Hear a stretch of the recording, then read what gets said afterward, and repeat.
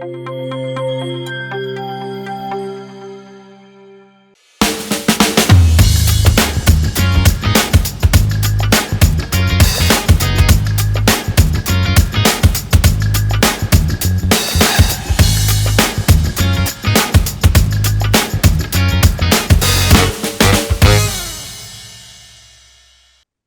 time around on Author's Corner, Roland Oosterhouse joins us, and he has such a fascinating story.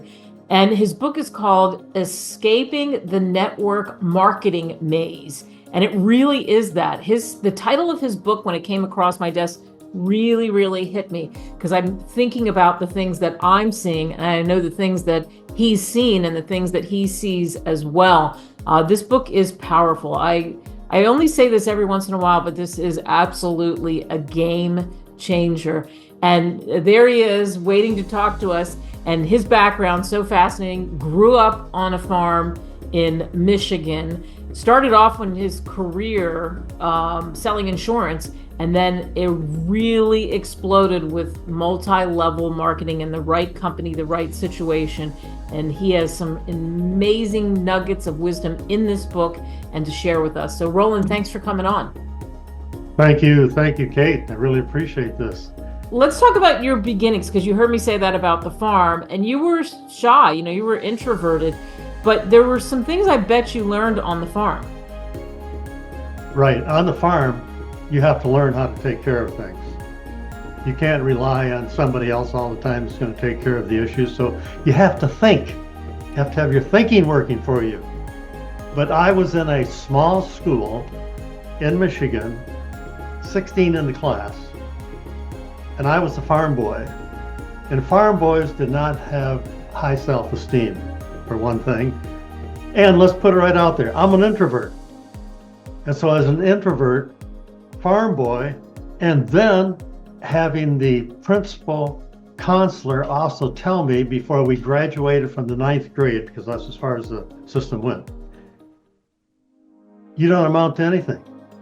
You're a bump on the log. You're never going to make it. You'll never be able to hold a job. And probably you should make the military your career. So I'm thinking, oh boy, I'm getting poor grades, low self-esteem, but I had the desire to improve. But it's scary. It is scary. And so when I went to the next school system, I took a speech class, scared to death. But I knew I had to get out of my comfort zone because I didn't even want to talk to friends. So much fear as an introvert. And after graduating from high school, I got a job in a factory because I had a cousin who was an executive there. And I got the job and I thought, wow, I got a job. I'm not supposed to get a job. Hang on to it. But it's amazing how there are things in your life that can change your life. We've got to be careful what we say to people, what we say to our children, what we say to other people. Maybe a couple of words just really stick in and stay with them. A guy working there with me from California said, why don't you go to California and go to school? I said, in my mind, I can't do that. I was told I'd never be able to go to school, let alone have a job. And he just had such a nonchalant way about it that he kept saying, why not? You're single. And I'd never traveled. Living on a farm, you don't travel much. And he said, yeah, you can stay with my mother. She has an apartment out there in California, and stay with her. I didn't know anybody. To this day, I don't know how I got the nerve to do it. I had $400 and I drove to California.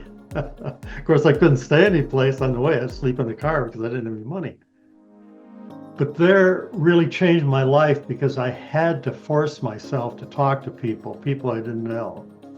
And gradually I kept changing, and eventually I got into the business, network marketing, because somebody said, you want to feel better? I said, yeah, sounds good to me. So I used the products, I felt better, I started telling other people, but I was not interested in making any income because that's a business and I don't want to sell. It's crazy when you think about it. But I got a few customers and I started making a little income, but I'm still not in the business. I did not get in the business for a year. still an introvert. I still am. And so from there, back to Michigan, I taught school, 5th grade, did some coaching at the same time. And I couldn't continue teaching because I did not have student teaching in the past. And so they said, you have to go back to school and learn how to teach. I didn't have any money. So that's when I got into the insurance business, because my brother was in the insurance business. I did not like the aspect of sales, but I started talking to other people and asking them the question, do you want to feel better? And they started on the products. More and more people use the products. And finally I said, hey, I'm going to do this because the manager of that insurance company said, we're hearing about this shackly stuff, and you've got to decide. It's either insurance or working in the insurance company. I mean, it's working in the insurance company or it's doing that, whatever it is you're doing. I said, that's what I'm going to do, making $100 a month. But I knew I could dig ditches. I knew I could do something, but I enjoyed doing it. I wanted to help other people, and I was helping people. I helped my mother to better health. We don't prescribe or anything else, but I saw the results. And I said, even if I didn't make any money, I would still talk to people about it because I believe in what it does, what it can do. And I believe in the aspect of helping people. That's the greatest gratification you can have. So I kept crawling out of this shell and was able to finally talk to people a little bit, and even to talk to you. And that's what happened. And so I learned a lot. And in writing the book, I'm always looking for what thing will trigger other events. Because we make things so complicated today, it's incredible. No kidding. So what's in the book is not just for network marketing, it's for everybody's life. These same concepts. In other words, how can I be a better leader even if I'm working in a grocery store or I'm driving a UPS truck? How do you take on leadership as an individual? And so it's applicable in any situation. But the most important thing that I have discovered is your mindset. And it's hard to write about it. I talk about the thinking in the book a little bit. But it's something that's intangible. So most of the time when we hear about leadership, developing a business, it's how many people you can talk to, how many people you follow up with, how many hours you put in. When it's about your thinking, you can't put it in print very well. And that's why I like to do leadership meetings and seminars, because I have time to explain to people, this is a trigger for everything. And I believe in sports, you see the importance of thinking. In other words, you can have fantastic athletes. They've got all the skills, but if their thinking goes down, so does their activity in the game. Very, very obvious. And a good coach is going to help people, help the athlete to good thinking. That means that we can have good communication skills. If a person is thinking negatively, I can't do it. When it rains, it pours, everything is going to come down. How can they communicate well with anybody? They can't. And so good communication sparked by the good thinking, because what you're doing is bringing the future into the present. It's a whole different thought pattern. Then you can develop leadership skills. Many people talk about leadership in terms of example, and that's one part of it. Sure. The big part is, how do you have the attitude of servitude to your fellow man? Whether you're working in the grocery store or whatever. How do you do that? Because it makes you feel better. It makes them feel better. And unfortunately today, what I have observed in many businesses and corporations is that they look at the resume. Yes, you have a good grade point average. Yeah, you can be a leader of the department. And most of them are not. Because they say, okay, I've been given this job as a leader, and I can tell you what to do, and here's how we're going to make things work. They don't have the attitude of servitude, and therefore they do not get the production they do not get the good results. And that's why step by step, moving to leadership is so phenomenal. Oh, I so agree with that. And that's why I say your book is so important, because you certainly realize that. And as you mentioned, it's tough to describe mindset, but you are describing it and talking about what happens if you have that attitude, no matter what it is, whether you work in the grocery store is a great example, or, whether you're an attorney in a courthouse or a doctor, or you're a veterinarian, or, you have your own business, whatever it is. But how can the people around you be motivated if you're demotivating because you're obviously portraying, hey, just do this. And you see that a lot, just do this, and not taking in anything from the other person. It's kind of it's that communication you talked about, right? The two-way street. That's absolutely true.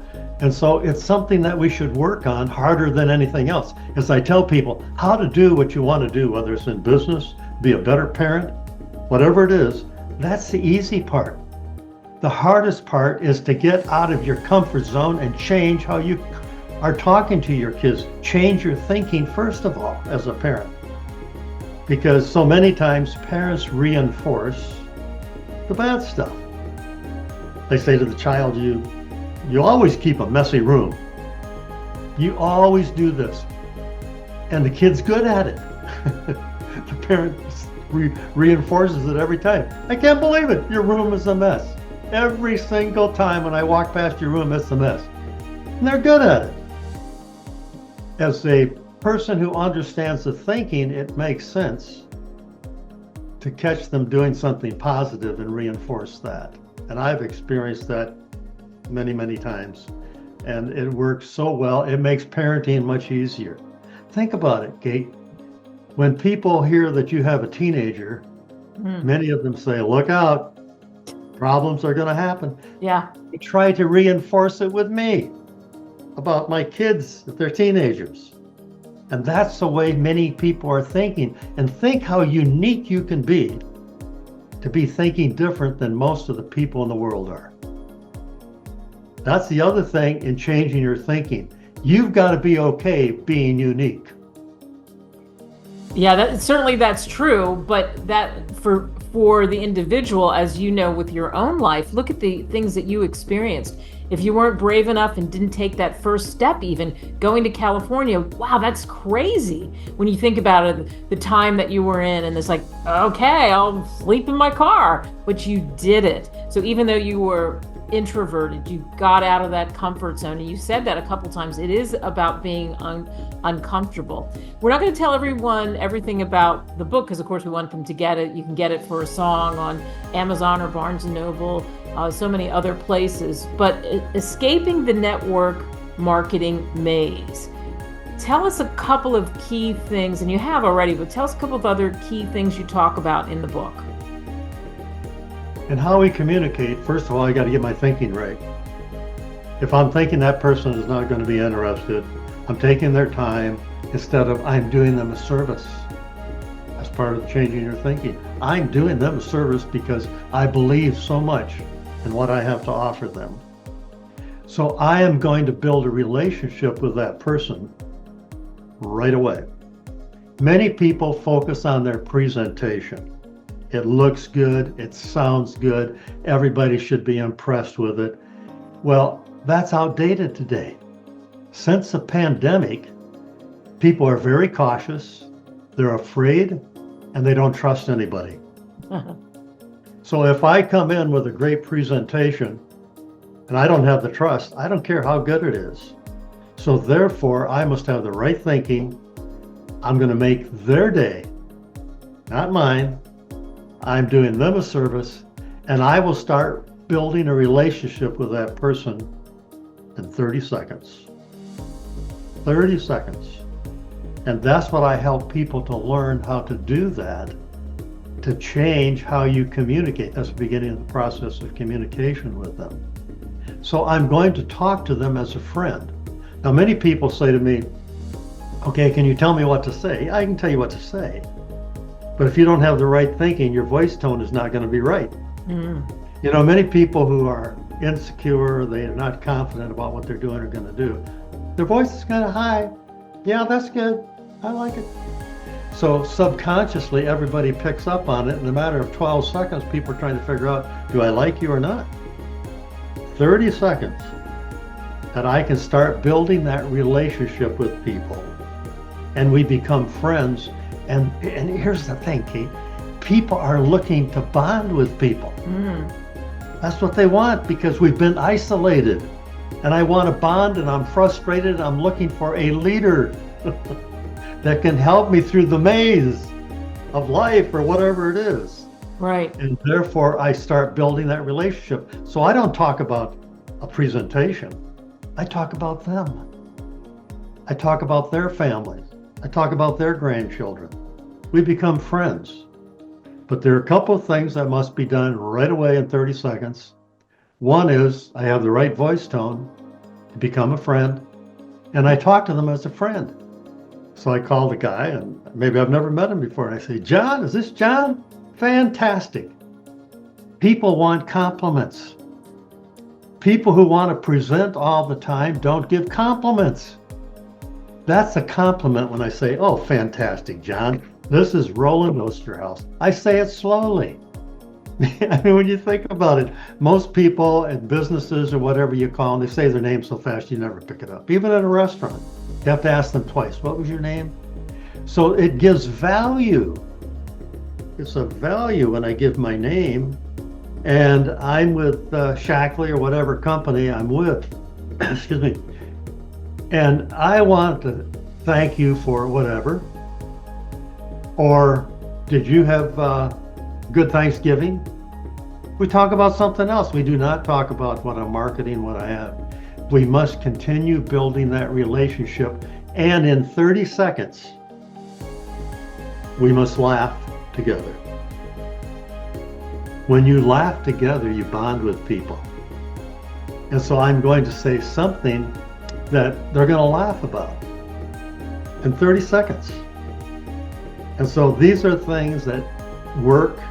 It's not being cagey or anything else or phony. It's real. It's authentic. I care about people.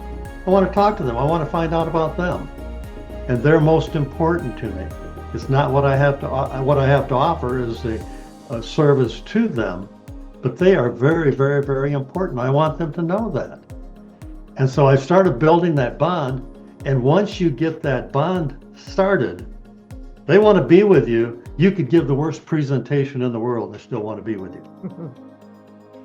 And so it's very, very important to understand that. And I go a lot into the communication, what we can do and so on. But people must remember, I've got to change my thinking. And there are things that I have people do to make it easier than it was for me. In other words, we can start changing our thinking and make it more comfortable to get out of that comfort zone by doing various things, such as when you get up in the morning, you look in the mirror for 3 minutes, you tell yourself how good you are, what a good leader you are, whatever you want to say. We must start changing our self-talk. My self-talk was so bad. When I got a poor grade, yeah, this is the way it is. And I can remember one time, I think it was in the 5th grade, the instructor trying to pat me on the back because I was failing in about everything. My parents never said anything about doing homework, and I didn't do any homework. And so apparently I got a good grade, multiple tests, multiple answers, and so on. And she told the whole class. I was so embarrassed. The next time we had a test, I wanted to fail that baby good. And I did. Oh. Because we fight to stay in our comfort zone. We fight to stay in our comfort zone. And so by changing our self-talk, we can then start thinking differently about ourselves. And it makes it a lot easier to get out of that comfort zone. I wish I had known that. But anyway, I can help people to understand how you do that. You can do these affirmations while you're driving down the highway. You can say good things about yourself. We must change our self-talk. And every time I think of something that's negative, we must say 7 times the positive side. because it goes through our brain about 7 times. Once I say, boy, that was a stupid question. I shouldn't be asking that. That's probably not going to work. 7 times. Wow. I mean, that's powerful. And you're right. It is so hard to rewire your brain. But what a powerful thing that you've just shared with everybody. And you have even so much more in the book. Did you ever think, certainly not when you were being fed, oh, you're never going to amount to anything, but now today when you look back, and especially because you're very good at self-talk, being positive and knowing that you can accomplish whatever it is, no matter what age you are. Did you ever think back then that you would have been where you are now? No. But I kept gaining on the picture as I moved ahead. And here's something else that's so good about this, is if you have a family, how they get influenced by your thinking. Because I taught my kids, you can do anything. Once I started learning the skills, you can do anything. And boy, that has been so incredibly good. Because like my youngest son went for a commercial in California, and it was going to be like a lip guard, and he's supposed to go to Hawaii if he got it. And a week there doing this commercial out in the ocean. And so he is sitting in a makeshift boat because they're interviewing people. And he thought if they had some ropes or something, then that would help to, get in the mood of it. So he thought, do I tell them? And then consequently, the people following me might have a better chance because they got the ropes. And so did I say something? But they've always been told it's an art of servitude. And so he told the producers, if you have a rope here, that would be better for everybody. Well, fortunately, he got the job, flew him to Hawaii. He did the commercial. And that's so important that your kids learn these skills of communicating better self-talk. I hear these kids, especially out of college, what they're saying. And plus, they have a hard time communicating unless they're on their phone. And they're standing next to the person they're communicating with. Yeah. Oh, I just see such a need for this, and this is why I love to do the seminars, and because that way I can help people to understand and better their lives. It's going to affect everybody around them and affect their families. It's so positive. I love it. Yeah, I agree, and that is just permeates the whole. That's the whole essence of your book from page 1 all the way through. And you're saying this, but when people read your book, they hear our conversation, they get your book. What do you hope they take away?